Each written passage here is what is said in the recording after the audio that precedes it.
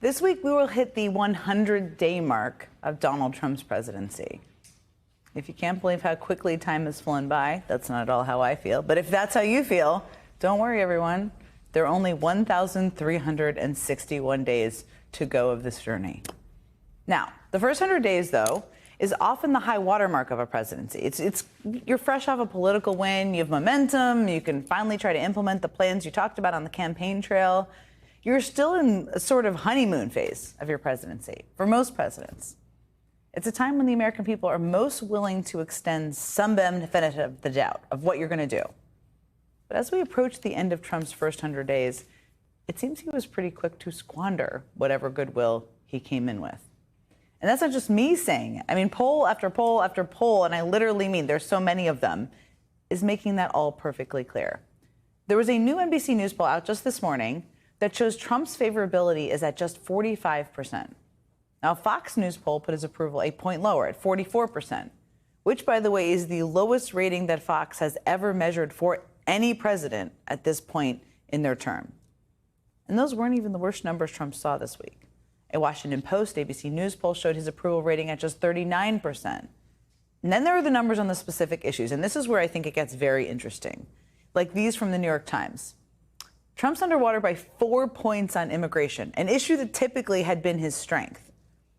He's underwater by 8 points on managing the federal government, underwater by 11 points on trade, by 12 points on the economy, by 14 points on foreign conflicts, underwater by 21 points on his handling of the war between Russia and Ukraine, and he's underwater by 21 points on his handling of the case involving Kilmar Obrega Garcia. And I think what we're seeing here very clearly is just how badly Donald Trump overplayed his hand. Part of the reason he overplayed his hand is because of his completely warped view of what the outcome in November meant. I mean, you might remember in the weeks and months following the election, Donald Trump and his allies claimed he had a historic mandate to basically do whatever he wanted. America has given us an unprecedented and powerful mandate. They're just upset, they're desperate, they're humiliated, they're embarrassed. But Donald Trump has a mandate. The president-elect clearly buoyed by his victory, telling me in our conversation today that he believes he has a, quote, mandate. Donald Trump has a mandate. He has the greatest presidential mandate probably since Reagan in 1984. The presidential election of November 5th was a mandate like has not been seen in many decades. Now, no matter how many times he or people around him say it, he didn't even win a majority of the vote. And that is just a fact. And yet Donald Trump thought he had a mandate to start a trade war. He thought he had a mandate to pick people like Pete Hegseth for his cabinet to oversee the Defense Department. He thought he had a mandate to effectively kidnap legal residents and ship them off to foreign prisons. But he never did. And now in poll after poll after poll, the American people are basically telling the president that they are not okay with any of this. I mean, in that New York Times poll that I mentioned, by a wide margin, voters think Trump has simply gone too far. 66% of voters across the country, 2/3 of the electorate, described Trump's first term in office for this 100 days as chaotic. And 59% described it as scary. So too far, chaotic, scary, not the words you want in your first 100 days, by the way, but it all sounds kind of right. It's not hard to see why the public feels that way either, especially since the country is now facing so many crises of Trump's own making. I mean, just consider his delusional trade policy. Trump promised that punishing tariffs would force countries like China to negotiate better deals. And yet China's basically called his bluff. In an interview with Time magazine this week, Trump claimed that his administration was in talks with China, even saying that President Xi had called him personally. But in a pretty embarrassing twist, to be honest, China said that actually no, negotiators have not, those haven't taken place, and no talks are underway. They effectively suggested that Trump was misleading the public. So it seems pretty clear Trump has gotten the results. He hasn't gotten the results he was hoping for. And that may explain why he was so vague late this week when he was pressed for more details on all of it. Mr. President, you said that you have spoken to President Xi. When did that happen? China says it hasn't happened. I spoke to him numerous times. You said you spoke with President Xi. Have you spoken to him since the tariffs? When did you last I don't want to comment on that, but I've spoken to him many times. Time magazine that President Xi called you. When did that happen, and what did you discuss? I'll let you know at the appropriate time. Let's see if we can make a deal.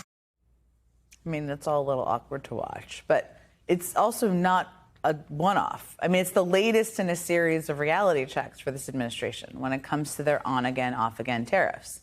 That also includes warnings from senior executives from Target and Walmart and other large American retailers that consumers would see price surges and empty shelves for some imported goods within a few weeks. So given the economic uncertainty that Trump is seemingly single-handedly creating, it's no surprise most Americans think he has gone too far. But the chaos is, of course, again, it's a feature. It's not a bug. It's not a one-off. I mean, just consider the dysfunction at the Pentagon, thanks to, of course, Trump's handpicked Secretary of Defense, Pete Hegseth. We already know Hegseth showed a complete lack of judgment when he shared the plans for a pending military strike on the commercial messaging app Signal. But now, new reporting this week reveals that he created even more security vulnerabilities. The Associated Press reported that Hegseth had a personal internet connection installed in his office so that he could bypass the Pentagon's security protections to use Signal on his personal computer. The New York Times also revealed that Hegseth's personal phone number, the same one that he used for all those Signal chats, was publicly available on the internet. I mean, it's pretty clear that this storyline isn't exactly getting any better for Hegseth. But it's also about the way he's handled himself since all this news came to light. Two officials familiar with the situation tell NBC News Hegseth's behavior has become erratic, and he seems increasingly insecure about his job and standing in the administration, leading him to frequently reinforce to staff that he can't allow himself to be fired.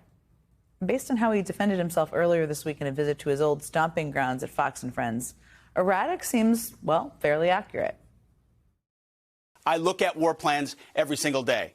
What was shared over Signal, then and now, however you characterize it, was informal, unclassified coordinations for media coordination and other things. When you dismiss people who you believe are leaking classified information, and again, why would it surprise anybody, Brian, if those very same people keep leaking to the very same reporters whatever information they think they can have to try to sabotage the agenda of the president or the secretary? So once a leaker, always a leaker.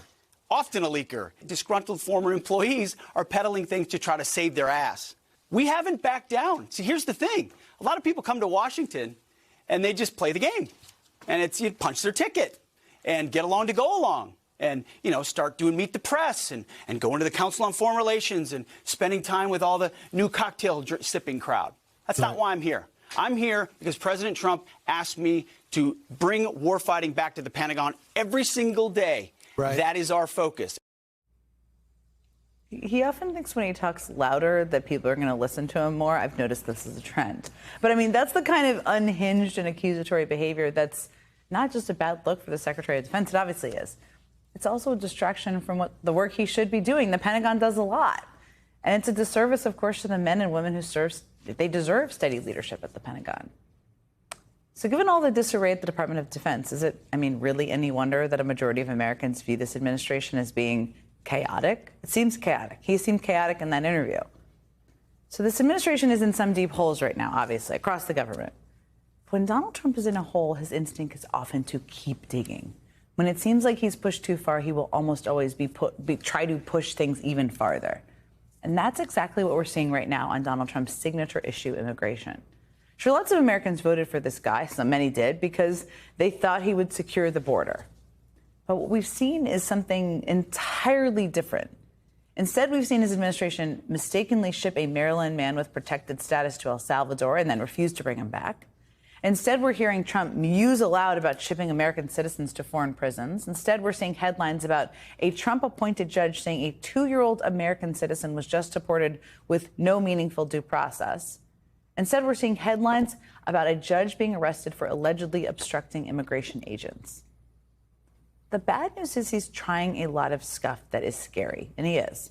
The bad news is there is incompetence and chaos across the federal government, I mean, clearly.